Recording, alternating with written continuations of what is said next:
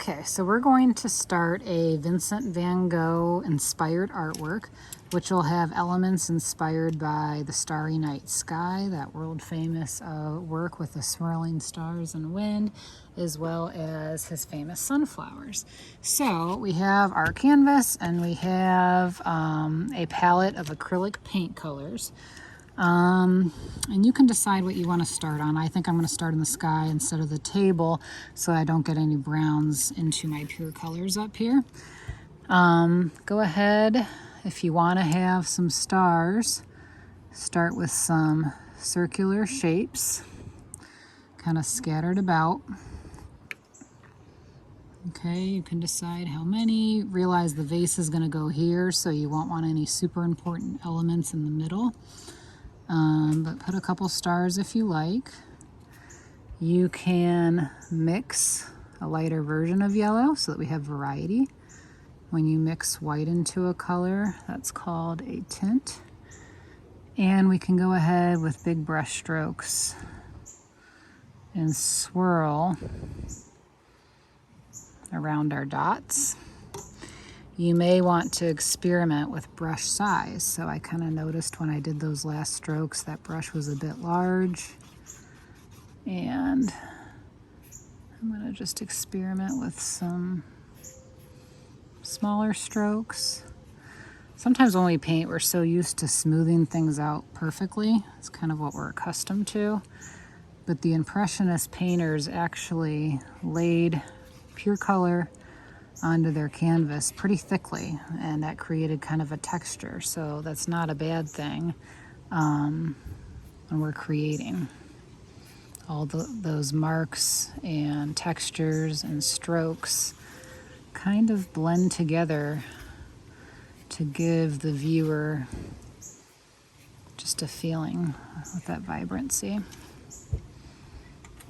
Okay, so you're going to add as much as you like with these, varying from dark to light yellows to white. Okay, don't worry about any sort of perfection. I'm sure he wasn't. Then either get a clean brush or give it a good rinse when you're ready for your blues. Go a little smaller here because I can always go back and go bigger if I want. And I think I'm going to give myself a little bit of that swirling wind with just some dashed marks. And you're noticing that I keep going back to my palette for every little swish because I want the paint to be applied thickly. I don't want it all spread out and thinned out. I want to apply it nice and thick. Because the blues are a similar color, I'm not even really worried about rinsing my brush when I go to this lighter blue. Just going to let those blend.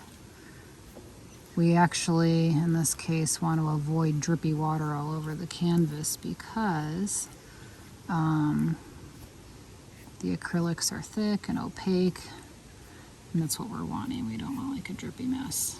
Okay, so I've got a swirl there. You can have swirls in different places, different sizes. Keep mixing and matching those blues. Big strokes, little strokes. You know, just feel it out. What feels good. Okay, and once you get kind of your general on there, you can decide if there might just be areas like so.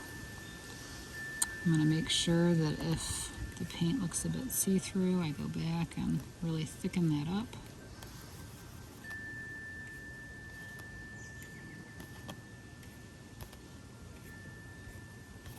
Probably with your canvas, there's some white over here for a lighter blue, a tint of blue.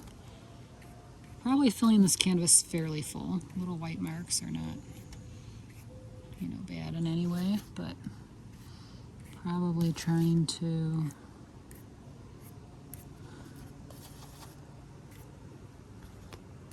just fill this really good.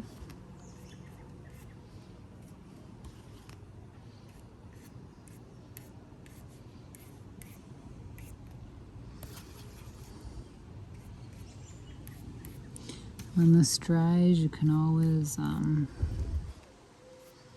go back, add, go on top of, keep mixing, come up with several new versions of blue. Looking for places where you want to place that. And I'm sort of feeling like all my brush strokes are about the same size, so I think I'm going to switch and just not be afraid to get some bigger marks in here. It's all about variety in art, usually, some sense of variety. That everything's not the same, but yet it's pulled together, in this case with the type of mark making, with color. Okay, and I'm just going to keep going wherever I think. Go smaller again. Maybe just some plain white here and there. Real super thick. See that little dollop on there? Where'd it go? I'll move my camera. Really thick, giving that impressionist feel.